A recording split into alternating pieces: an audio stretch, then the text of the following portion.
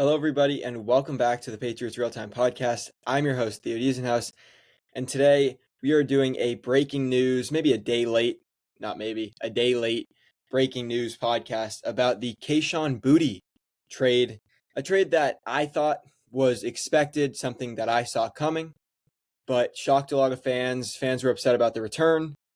The full return, Kayshon Boutte sent to the Houston Texans for Jaylen Reed, the second-year safety out of Penn State, and a 2028 7th-round pick. So the return, not necessarily great at all, but I'll talk about why I think it's actually not the worst thing in the world. I'll talk about the trade. I'll talk about Kayshon Boutte's role and why I think he might be a little bit overrated. Still a good player, but maybe not as good as a lot of Patriots fans think he is. So let's get right into it. All right, so I talked about the trade that was Boutte for essentially Reed, the 2028 7th-round pick. It is from the Saints, and I don't want to dismiss the pick because we've seen 7th-round picks, i.e. Julian Edelman. We've seen 6th-round picks, which is not what the Patriots are getting, but Kayshon Boutte become good players for you. And Marcus Bryant's a 7th-round pick who, before his injury, was looking like the team's top swing tackle, so you don't really want to dismiss the pick, but most of the time your 7th-round picks are going to be a Kobe Minor, I can't think of the Florida State tight end right now that I'm blanking. Jaheim Bell, sorry. But most of the time, those are going to be your 7th-round picks. So it's really more than a dart throw. It's a dart throw from 50 yards away, right? You're not going to hit on that guy most of the time, but maybe you will hit a solid role player on him. So I really disregard that part of the trade. It's really Jaylen Reed. And we'll get into Jaylen Reed in a second, but I want to talk about Kayshon Boutte. So, and why I think he's a little overrated. But first, before I do that, I want to talk about how Boutte came up in New England. So, obviously, we know the story. 6th-round draft pick out of LSU, was projected to go in the first round after his freshman or sophomore year. I think it was the 2019 team that won the national championship. Falls off, has some character issues, and I'll put those in quotation marks even though I didn't do the air quotes. But he has some character issues, and that makes him go in the 6th round, right? Significantly hurts his draft stock. And Kayshon he got buried his first year in the league, and I think it was mainly due to, and I think a lot of people think that it's mainly due to the fact that he didn't get 2 feet in bounds, not once but twice in that Eagles game. A lot of people are going to remember the one down the sideline to end the game on that 4th down, but it happened twice. He couldn't get the feet in twice, and at the time it's all right, who's the 6th-round receiver that barely made the team, that didn't do anything in camp? You don't need this guy on your team, cut him. And they turned out to be so wrong, and those are probably the same people that are upset about this trade. So his progress and how far he came is truly remarkable and something that he should definitely be proud of, and an awesome story. And he talks about the gambling charges. So that happens after his rookie year, and you're looking at a guy that's got charges, a guy that has maybe 12 yards his first season. Maybe that's Javon Baker, but has 12, 15, 1 catch, not great. And you look at a guy and it's all right, this guy's getting cut. I remember saying, I don't understand why you keep Kayshon Boutte over Jalen Reagor. Jalen Reagor. Yes, probably some people that are listening to this podcast don't even know Jalen Reagor played for the Patriots. But he did. He was here in 2023 in the summer of 2024. And I was saying, let's keep Jalen Reagor. I mean, this is a guy that offers you kickoff upside. And what has Kayshon Boutte done? Nothing. He hasn't done anything in the NFL. And my goodness, am I glad that Gerard Mayo or Elliott Wolf, whoever it was, kept Kayshon Boutte over Jalen Reagor, because as we know, Boutte had his best season in the NFL, a little over 500 yards, 43 catches, I think it was 3 touchdowns. Great season. Not great season, but good season. Huge improvement. Still struggled with drops. We know the infamous, it's not infamous, just infamous in my mind, but the clip of him dropping the ball and it getting intercepted or it wasn't a drop. I think he just guided it into the hand of the Arizona Cardinals defender. And then he comes out last year and has another good season, 33 receptions, so that the receptions go down by 10, 551 yards. I think their yards increased a little bit. 6 touchdowns, so that increased by a lot. But here's the thing. You look at a guy, and that's a fine player, right? A wide receiver 3, a wide receiver 4, probably 3, I would say. That's a good stats, right? You want a guy as your wide receiver 3 to be putting up 551 yards, 6 touchdowns, and catching the occasional deep ball. But the fact that people were acting like Kayshon Boutte was the same player or a better player than Romeo Dobbs is disingenuous, and it's kind of just a lack of research and a lack of knowing the game of football on their part. And I don't mean to cause any disrespect or anything, but you just look at those guys and there's just such different players, right? Romeo Dobbs can win over the top. We saw him do it in Green Bay. Romeo Dobbs can go up and get a football and catch a ball. Romeo Dobbs can win over the middle. Romeo Dobbs can win on slants. Romeo Dobbs can be a short, intermediate, and deep threat. Not deep necessarily as well as Kayshon Boutte, but still, he can do the intermediate, he can do the shallow stuff, and he can do the deep stuff. Okay, right? So you look at a guy who's 6'2", 6'3", and you look at a Boutte who's 5'11". Maybe he might be 6 foot. But you look at a Boutte, 5'11", 6'1", 6, somewhere in that range. Not extremely fast. He was a physical player, but you look at Boutte, and I called him this on the show, and this isn't necessarily a knock because, like I said, great role player. Kayshon Boutte was a great wide receiver 3. But he's a one-trick pony, and that's completely fine for a wide receiver 3, right? You saw the comebacks, and those were based off the downfield threat because you're worried about him getting over the top of you.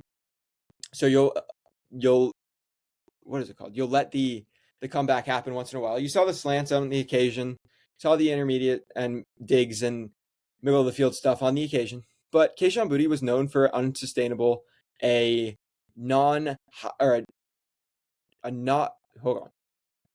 Boutte was known for a play that cannot be a high volume play. There we go. Finally spat it out. And that's fine. Like I said, for a wide receiver 3, and that's what you're going to get. The trade return for a wide receiver 3. A guy that can really only do one thing, showed great chemistry with Drake May on those deep balls, making great catches, but it is what it is, right? Boutte wants to get paid. That's the number one thing for him. So I'm happy for him because he's going to get a better opportunity to get paid. He still has to play well this year. But when you're buried behind A.J. Brown, when you're buried behind maybe even a Matt Collins for that starting X role. No, well, Matt Collins is going to start X, but for that X role, Romeo Dobbs, we know, can play the X. We know Kyle Williams. They like Kyle Williams. We know he can play the X. Even Efton Chisholm learned the X position last year. So everybody but Pop Douglas can pretty much play the X. And Efton Chisholm is not playing the X over Kayshon Boutte, but it's just going to be, it's a better fit for him in Houston because he's going to get to play the X. He's going to start for Houston, I think. So good fit for him. But anyways, I got a little off track. But it's a little redundant, right?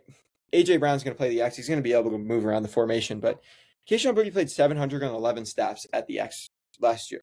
Boutte was hurt a little bit, so didn't play as many snaps as a receiver would that played the entire season. But 70 snaps in the slot. That's nothing.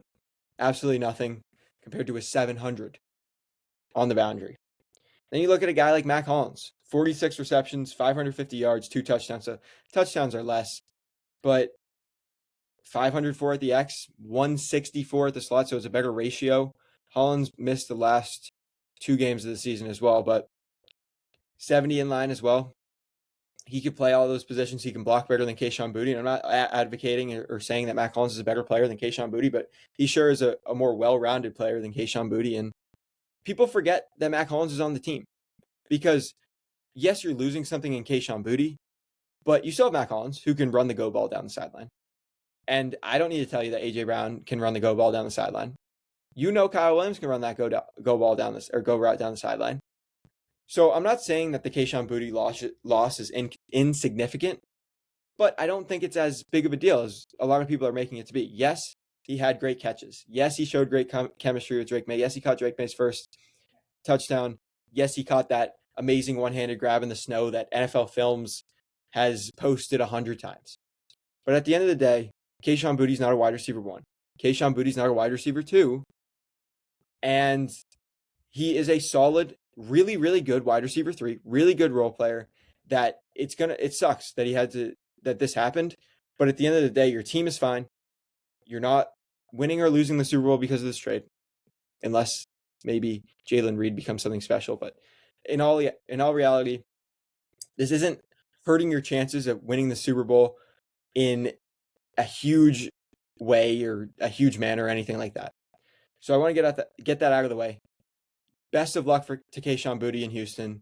I hope he goes for 600, 700, 800, even 1,000 yards. I don't know if he'll be able to do it, but if he can, props to him. And he proved me wrong. He could be a wide receiver 1, but I don't think he can be. But then again, now he has an offense. He has a solid quarterback in C.J. Stroud, not as good as Drake May, but you have Nico Collins who you're competing with for reps, and you have a good team around you. So hopefully Boutte proves me wrong, goes for 800, 900 yards, gets a Jacoby Myers-esque contract that he signed with the Raiders a few years ago, 3 for 30, 311 a year. I hope he balls out, and I hope he does well in Houston. Hopefully he doesn't beat the Patriots, obviously, or do anything great against the Patriots in the playoffs. But then again, ball out, Kayshon Boutte. All right, I want to talk about what the Patriots got back because it was very interesting. And it's a player profile that I really like, and that is that box impact safety. And sometimes I like TreVeyon Henderson, and obviously Nick Emanwari was picked before TreVeyon Henderson, so the Patriots couldn't have drafted him unless they drafted him with the 4th overall pick or traded up, which they weren't going to do. But sometimes I'm wondering, like, man, I really wish the Patriots had a Nick Emanwari. I really wish the Patriots had a Jalen Pitre, one of those players that's going to be a nickel safety, play the slot corner role, cover the tight ends. Really wish the Patriots had one of those impact safety guys. Like Craig Woodson is a good player, obviously. Kevin Byard is a great player.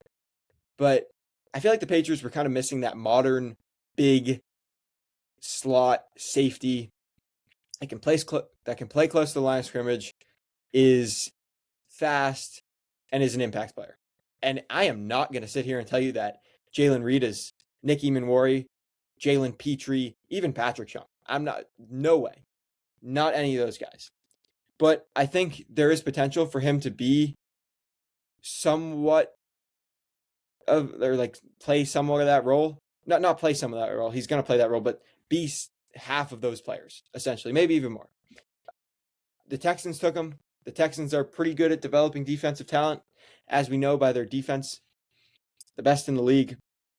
But I really see him in that box safety role. Maybe you get 3 safeties on the field and some dime packages this year, which we knew the Patriots wanted to do with Mike Brown. But Mike Brown is not the best player, and he hasn't had the best camp. And yeah, he had a good spring, but watching the film on Mike Brown, I don't know if I've ever said this on a podcast, but it just looked weird the way he tackled. I thought he didn't miss any tackles, it said, per PFF, but he definitely did. He had a tough time tackling, which is not good for a bigger safety that's going to play in the box and play against the run. So I didn't like that. He's not a big, physical, meaty kind of guy. I tried to describe that in the best way that I could. I apologize. But and Reed is 6'1", 212. So he's a bigger guy.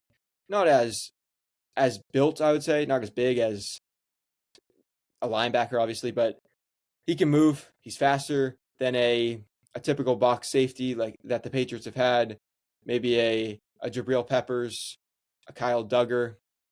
Definitely moves better than them. Watch the film from the Patriots game and watch the film from one of his other games. I think it was I don't know if it was the Bills game. I forget. It was yesterday.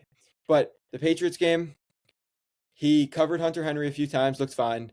There was one play on the Demario Douglas touchdown where the Texans ran a cover zero, or they ran cover zero, and it was Reed's responsibility to cover Stephon Diggs.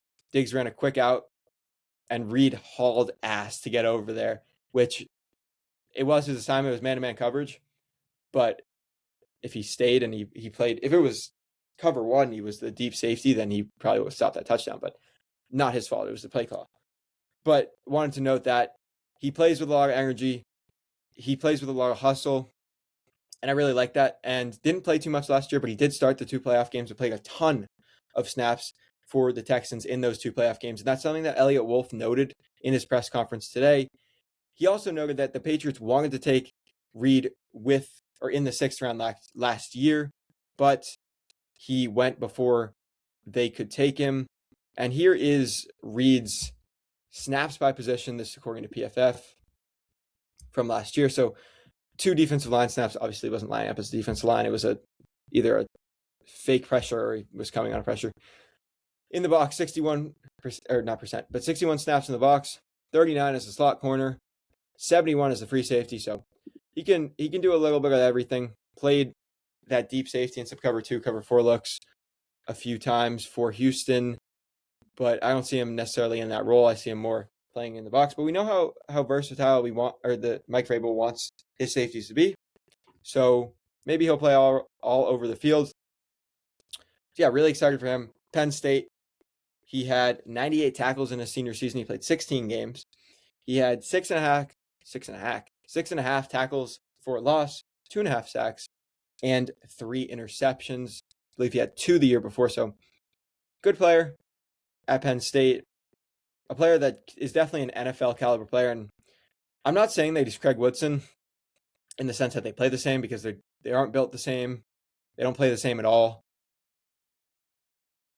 A little bit of the same, but not anywhere where it's like, all right, this is NFL comp. These guys are very comparable. These are redundant players. Not what I'm trying to say, but when watching him play, he didn't feel like a Kyle Duggar player like we saw in the last 2 years of his Patriots career, where it was, this guy's a threat to let up a big play.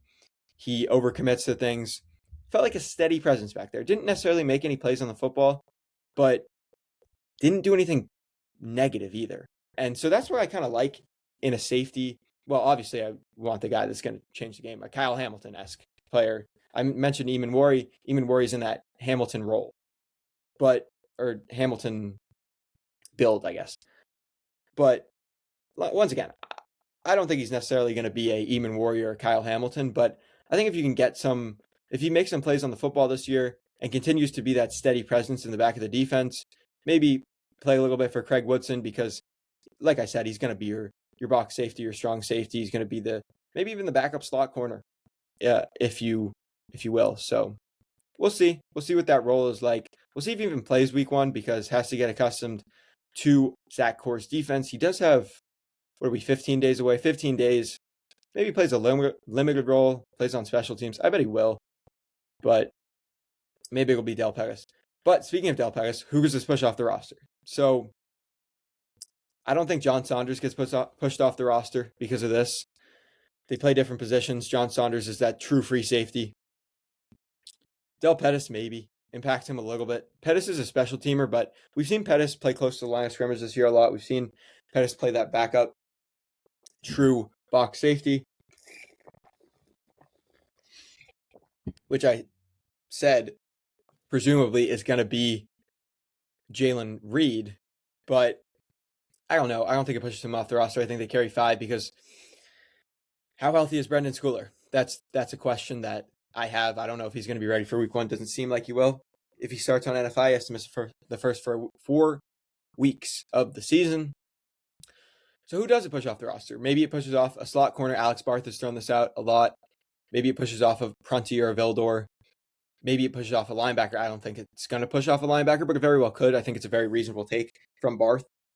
But I think in all reality, Mike Brown, who maybe was on the roster bubble, is 100% not on the team now. Del Pettis, it could push off. I still think Pettis is going to make the team. But when Brendan Schooler does come back, if he comes back, maybe you push John Saunders off the team, or maybe he pushes John Saunders off the team. Maybe one of those slot corners doesn't make the team. Not that Prunty or Vildor is a slot corner. Vildor more than Prunty, but so I think it might be Vildor that gets pushed off the team, because he can play in the slot. He can also play outside, but so can Charles Woods. So are those players redundant? No, because there's never enough. Like when you're talking about depth, I guess there is redundancy, but at the end of the day, if it's redundant because they do multiple things, then you want them on your team, if you know what I'm saying. Anyways, that was kind of it. Not really going to talk about practice the last 2 days. Christian Gonzalez was back out there. As I say, I'm not talking about it. Maybe I will. Maybe we'll do a minute on practice. But Christian Gonzalez back out there, encouraging. I'm trying to think of other things that happened. John Saunders had another pick, but nothing too notable. Oh, the Patriots signed Jack Conley, and they signed. I'm blanking on who did they? Oh, they signed the punter. Matt Hawk, because Behringer got hurt. That is very unfortunate, because Behringer was having a really good summer. Anyways, I think that's pretty much it for the Patriots Real Time Podcast. Thank you guys for tuning in. Follow me on Instagram at Patriots3. Follow me on Twitter at Theo Diesenhaus. Follow the podcast, Twitter, Instagram, and YouTube at Patriots Real Time. And we may have a special, or there could be an announcement coming up on the podcast, so stay tuned. Not confirmed yet, but stay tuned. All right, I will see you after the Browns game. Actually, I'll probably do a Patriots real-time report before the Browns game, so look for that. Maybe 3 things to watch, maybe one area to watch where I really zoom in on it, but stay tuned for that. This was the Emergency Patriots Real-Time Podcast. Thank you guys so much for watching.